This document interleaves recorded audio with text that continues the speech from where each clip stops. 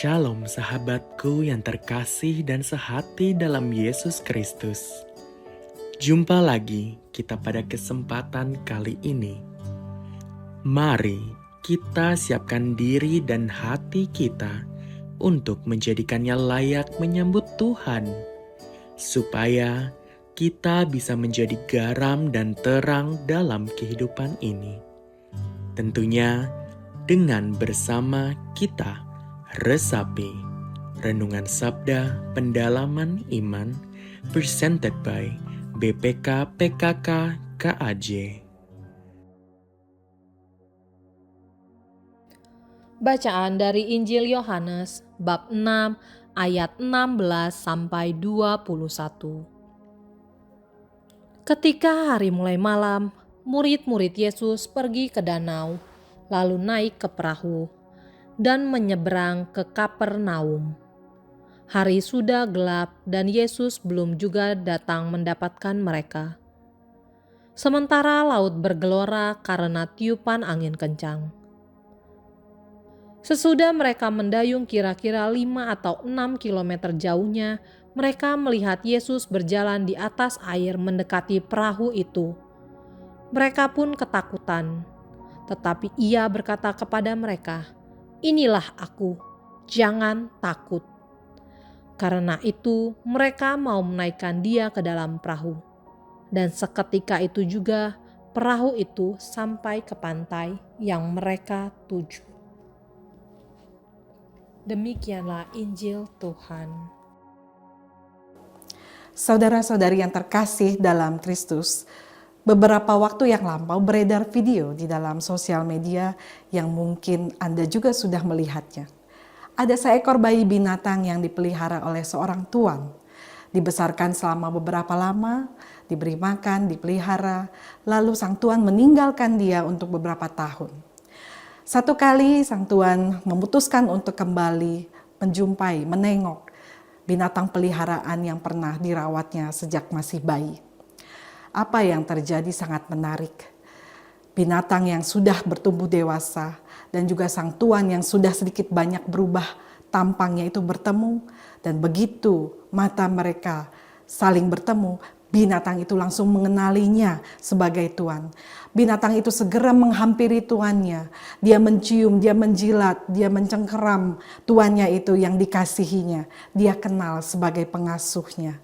Dalam bacaan Injil yang baru saja kita dengarkan bersama, murid-murid berada dalam perahu untuk bertolak ke seberang karena Yesus memerintahkan mereka untuk mendahuluinya pergi ke seberang. Mereka baru saja bersama-sama memberi makan 5.000 orang banyak, di mana Yesus melakukan mukjizat penggandaan roti. Yesus naik ke atas bukit sebentar untuk berdoa, dan murid-murid menaiki perahu, dan tiba-tiba ketika hari mulai gelap dan angin mulai kencang, mereka kewalahan.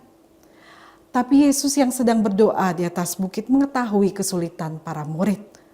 Dia berjalan menghampiri para murid dengan berjalan di atas air.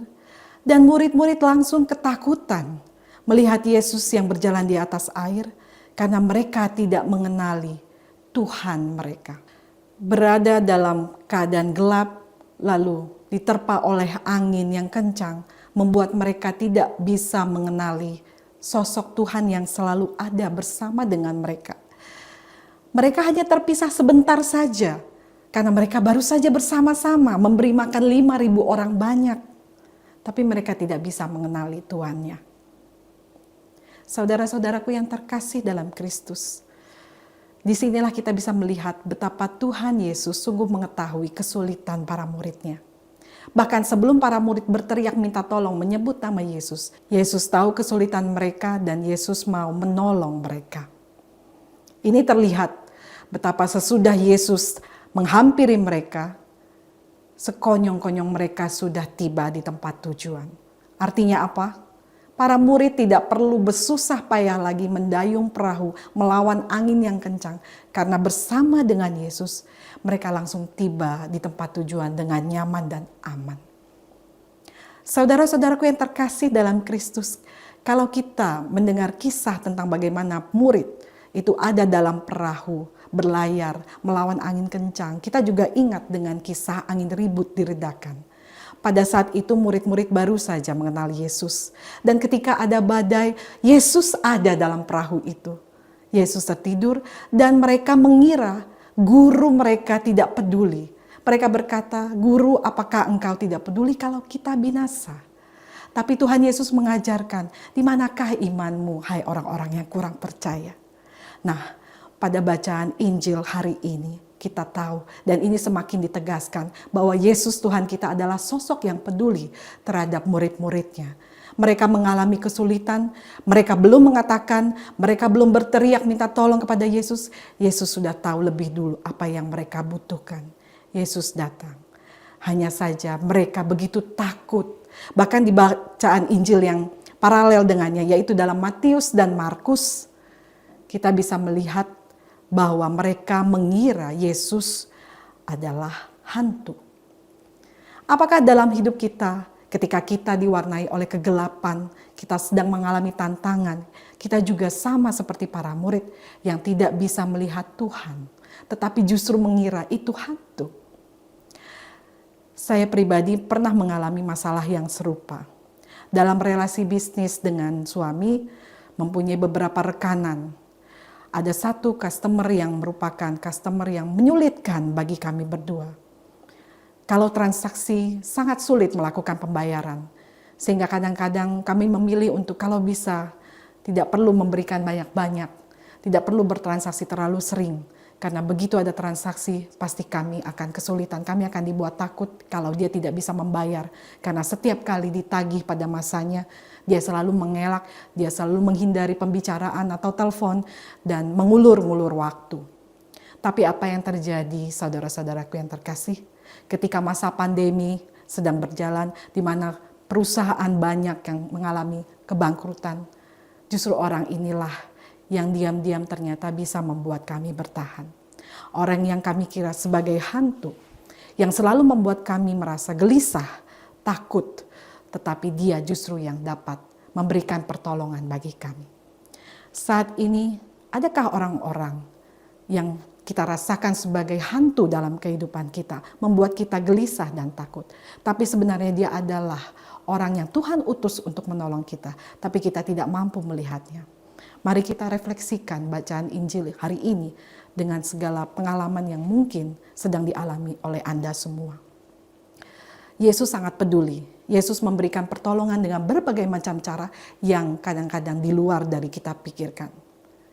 Yesus berjalan di atas air adalah satu pemandangan yang tidak pernah dilihat oleh para murid sebelumnya. Dan itu membuat mereka ketakutan, salah mengira bahwa itu hantu. Tapi di balik semua itu, kita juga melihat bahwa dengan melakukan mukjizat yang baru, Tuhan punya segala cara untuk menolong kita. Maka biarlah hati kita terbuka bahwa Tuhan sanggup melakukan mukjizat-mukjizat yang baru yang kadang-kadang membuat kita takut, tapi sebenarnya itu adalah pertolongan dari Tuhan.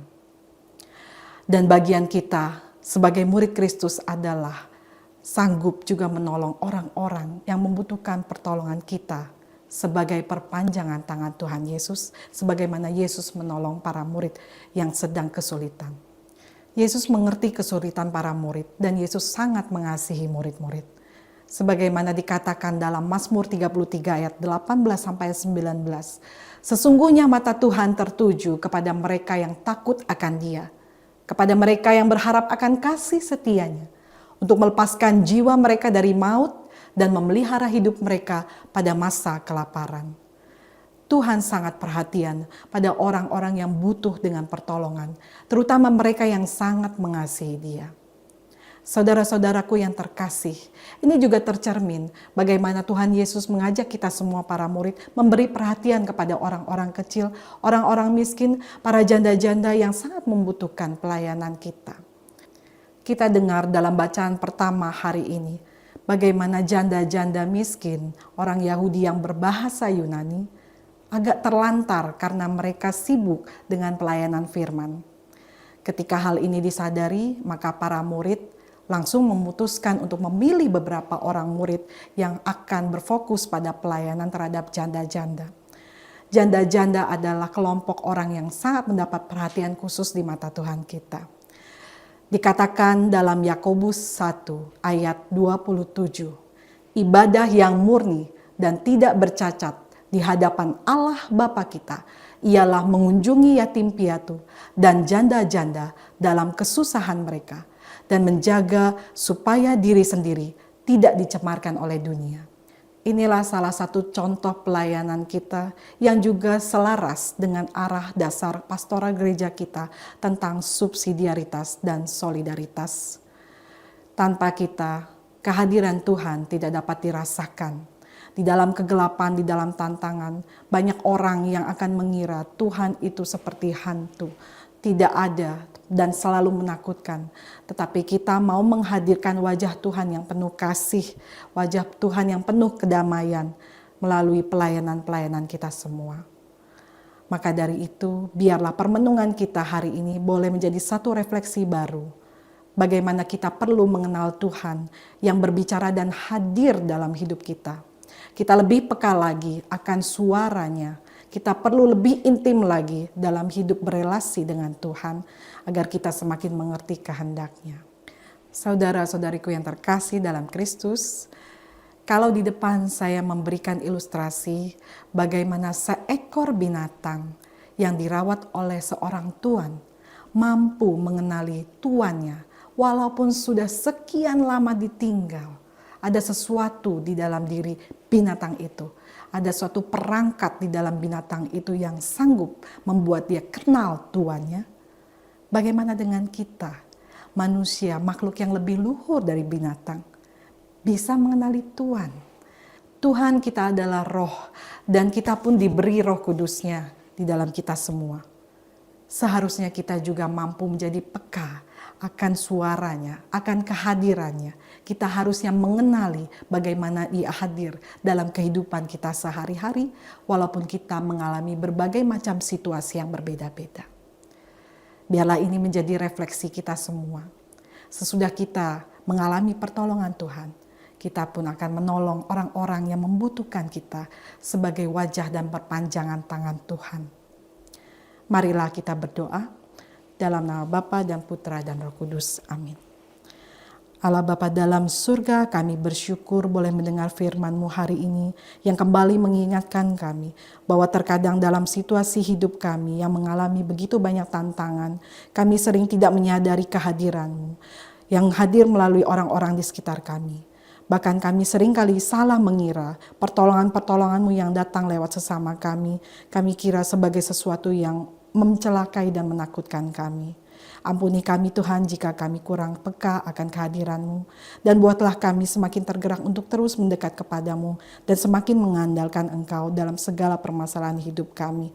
Kami yakin dan percaya bahwa pada saatnya Engkau akan membuat kami terlepas dari segala masalah-masalah di mana kami semakin belajar dan semakin mengimani Engkau sungguh Tuhan yang sanggup membuat mujizat-mujizat yang baru dalam hidup kami. Tambahkanlah iman kami ya Tuhan, demi Kristus Tuhan dan pengantara kami. Amin. Dalam nama Bapa dan Putra dan Roh Kudus. Amin.